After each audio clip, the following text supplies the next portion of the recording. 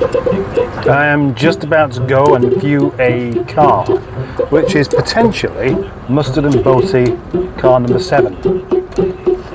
I think it's number 7 anyway. This car is too close to not go and have a look. On the face of it, I think it looks a little expensive, but whilst it's here, it'd be wrong for me not to just go and investigate. And thank you to Mr. Joe Cox for sending me the link. All the way from Cornwall, he manages to find me a car that's 2 miles away. The 623 on the test drive route. Oh, clinging on quite well around the bends there. Tyres must be quite good. Actually, I've got no idea why I've come this way, because it's kind of wrong. It's further away. That means using up more fuel and time. And the one criticism I do have about the 600 is its fuel economy. It does like a drink. The young man who currently owns this car is in for a bit of a shock, I reckon, when he sees me turn up. Not because it's me, but because someone off Marketplace has turned up at the time that they said they would do. Oh gosh, what have I done there? I've gone and referred to myself as they.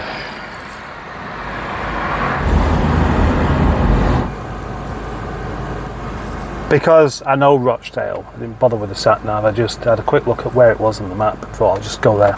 Anyway, I've gone to the wrong place. That certainly wasn't the best decision to make. No. Continue on Manchester Road for half a mile.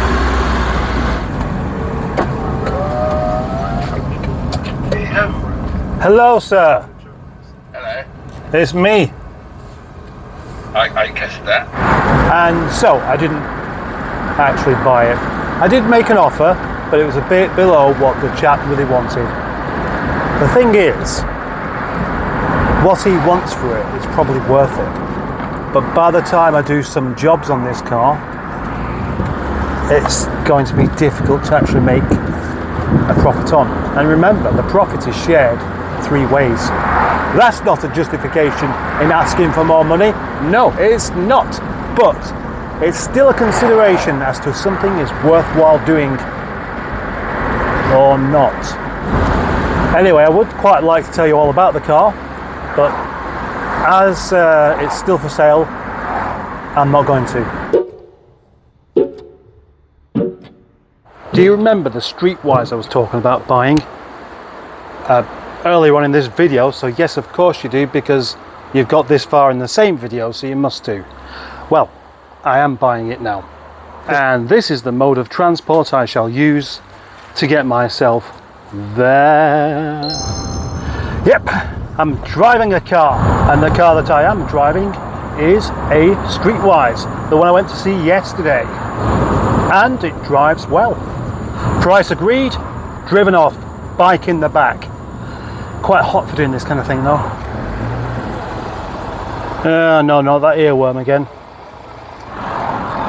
Yeah, it feels great actually. Brakes are alright. They're not as nice as they are on Barney.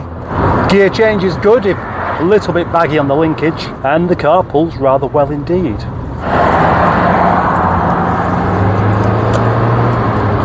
Up to temperature? Yep, all looks good. All looks good so far. Now then, feast your eyes on this lovely ignition blue Rover Streetwise with its 1.4 litre K-Series engine in a rather, well, what kind of condition would you call it? It looks quite good from this distance. It's only when you get a bit close you spot a bit of rough paperwork. No, paintwork, not paperwork. You don't have paper on the outside of your car. At least you wouldn't have for long, would you? It currently needs a wash because it's covered in sand, which pretty much all cars in the UK at the moment are. Here we see again slightly rough paintwork, but that can be rectified by me.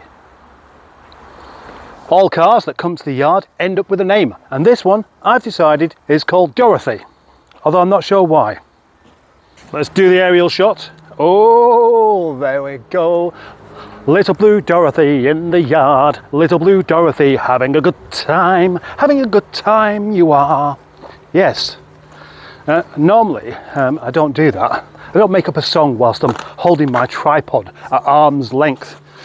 It's quite a difficult job that already. Multitasking has become one of my skills. Obviously I like this car, I like the Streetwise because it's a Rover and I like Rovers, and I particularly like this colour.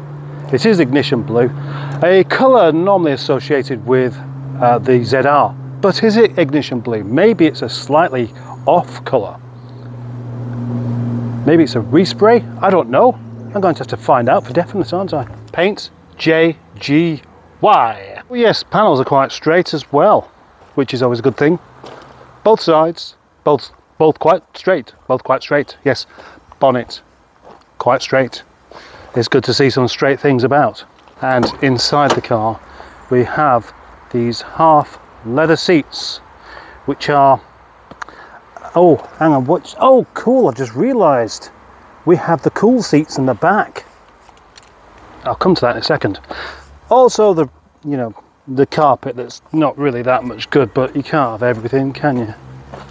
And driver's seat of course has a bit of wear on it, but not a lot. But there we have 10 pence. That's the first bit of profit to be taken by me. This doesn't come as standard with the usual Streetwise. A wheel and the rest of my bike, which it's good to know for future reference that I can actually pick cars up on my bike.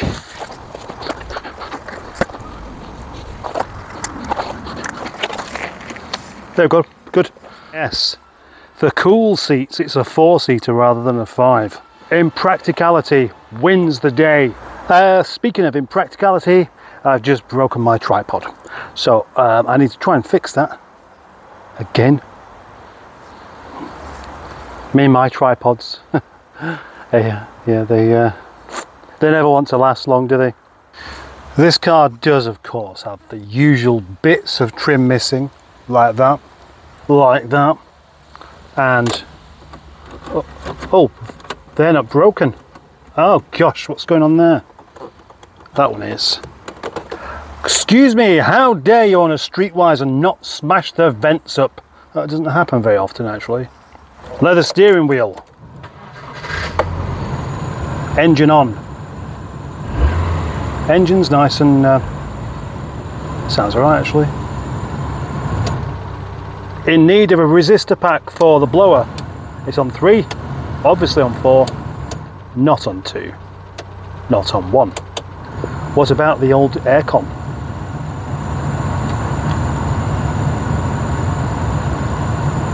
I didn't hear the click.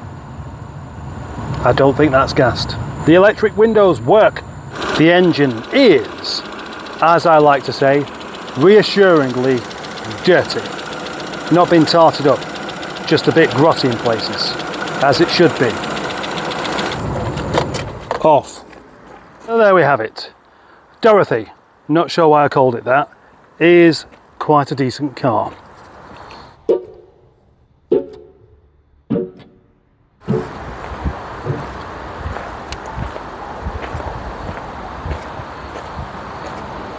What a difference a quick wash can make to a colour like this. This is a fabulous colour.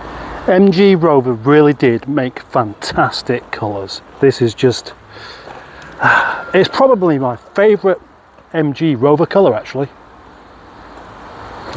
And now that it is clean, I can see marks everywhere that could do with just coming up. So this car does deserve a machine polish really. Unless it just gets sold on quickly. But I would quite like to rectify that. And the other bits that aren't quite right. Anyway, it's nearly 5 o'clock. Time to go home. Gonna go home early. just for a laugh. Goodbye.